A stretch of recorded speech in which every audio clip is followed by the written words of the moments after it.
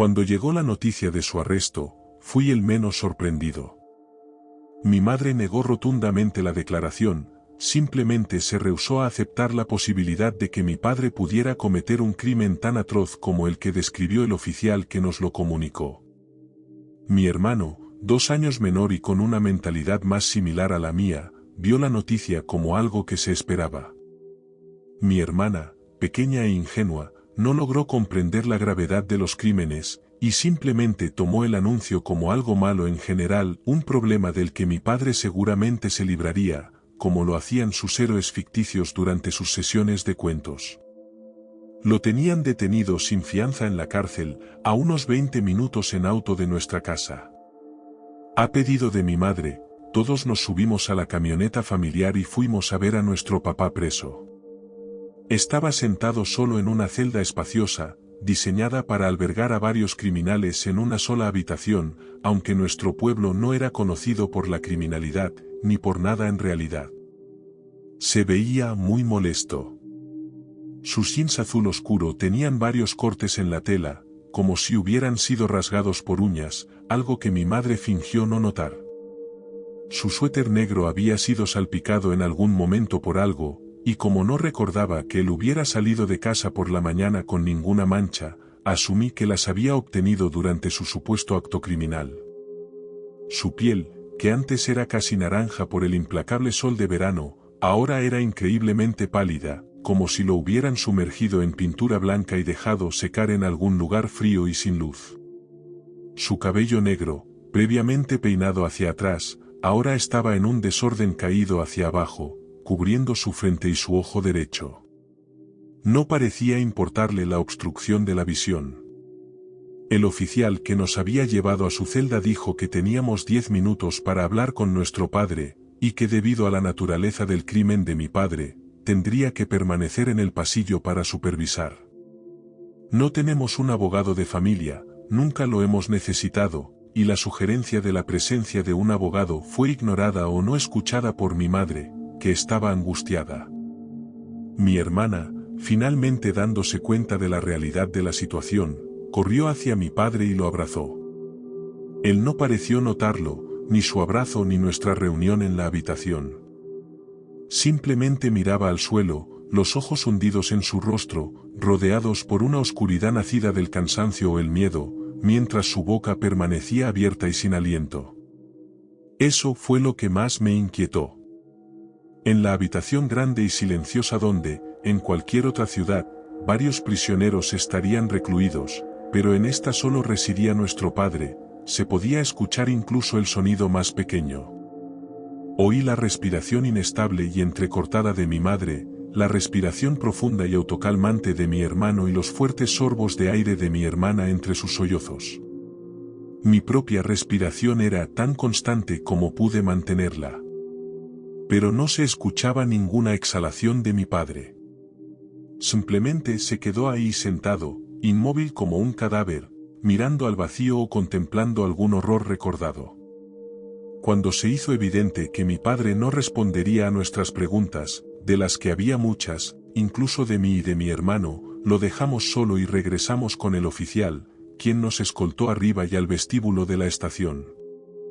En otra ciudad, el edificio habría parecido infrafinanciado, los oficiales mal equipados para manejar incluso un día lento de crimen, pero en nuestro pueblo, la policía se expresaba abiertamente de estar aburrida hasta la muerte.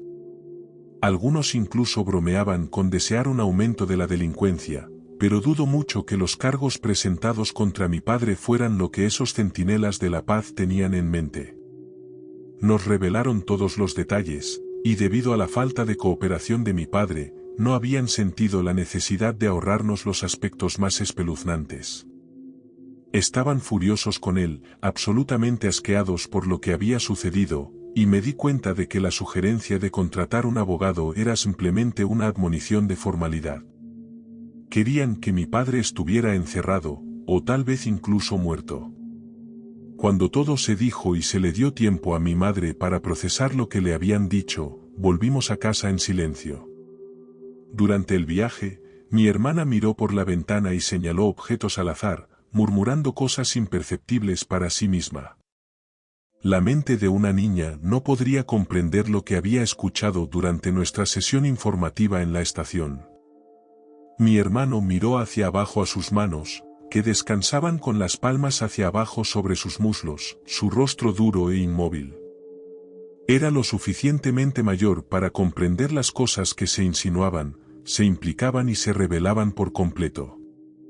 No pude ver el rostro de mi madre, pero estoy seguro de que era similar al de mi hermano, aunque probablemente enmascarado en cierta medida por lo que ella creía que era una sonrisa reconfortante de todo estará bien.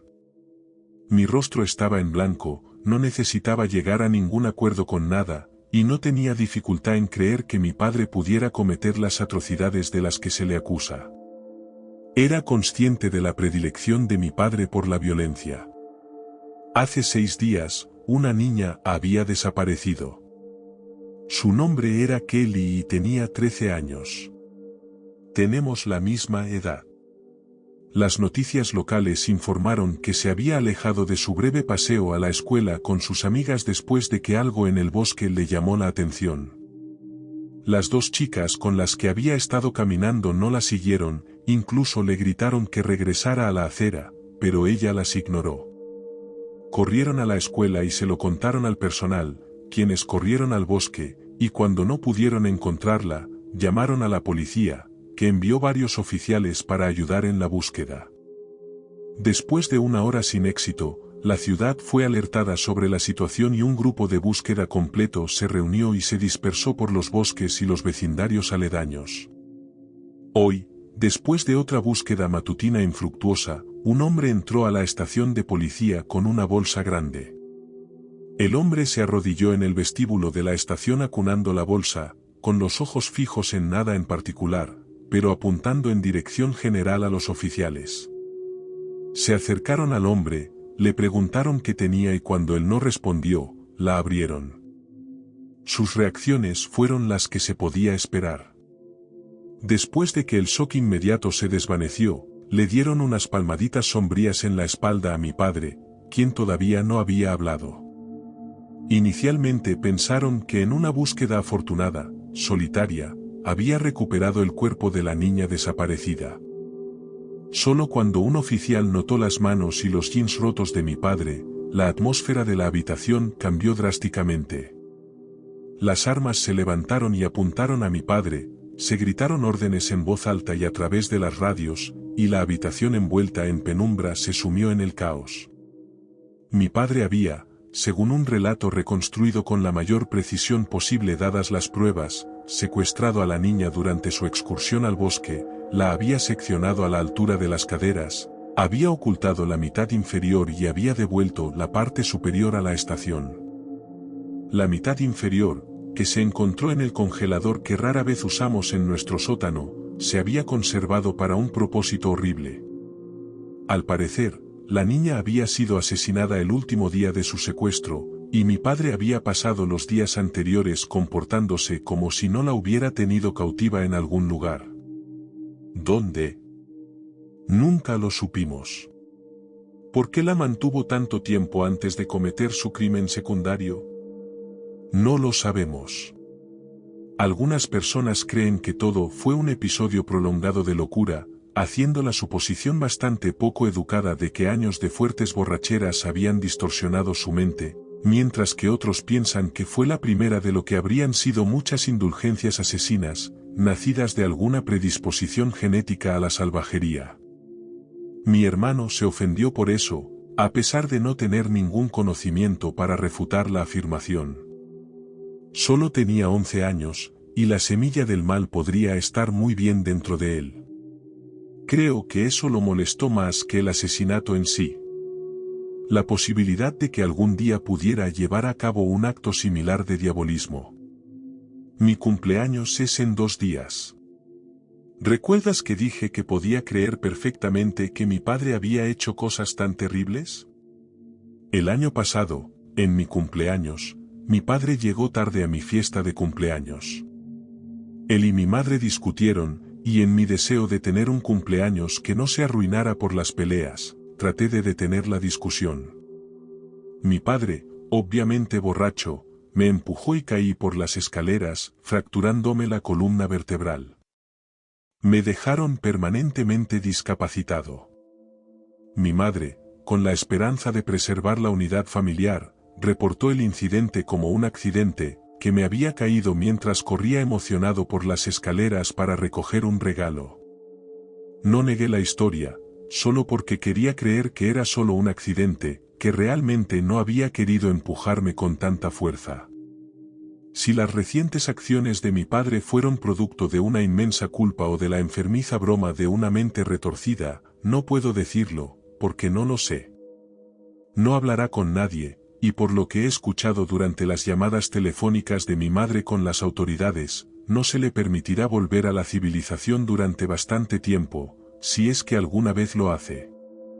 Tenemos pensado mudarnos pronto. No sé si será a otro pueblo pequeño, pero no creo que importe ya. Incluso el lugar más pequeño y remoto puede tener crímenes tan terribles como los de cualquier gran ciudad. Lo que me mantiene despierto por la noche, lo que envía un escalofrío por mi columna vertebral inoperante, es la nota que estaba pegada a una de las piernas de la pobre niña. Decía: Melissa, lo siento por lo que pasó el año pasado. Por favor, perdóname, te conseguí unas piernas nuevas, justo de tu talla. Sé que no son exactamente las mismas, las de ella están un poco menos tonificadas, pero es lo mejor que pude hacer. Quiero decir, simplemente se tropezó en el bosque mientras yo caminaba. Ni siquiera le grité ni nada. No se me había ocurrido qué obtener para tu cumpleaños que pudiera compensar lo que hice el año pasado, y esas piernas. Simplemente supe que serían perfectas para ti. Por favor, Melissa, ¿entiendes? De papá.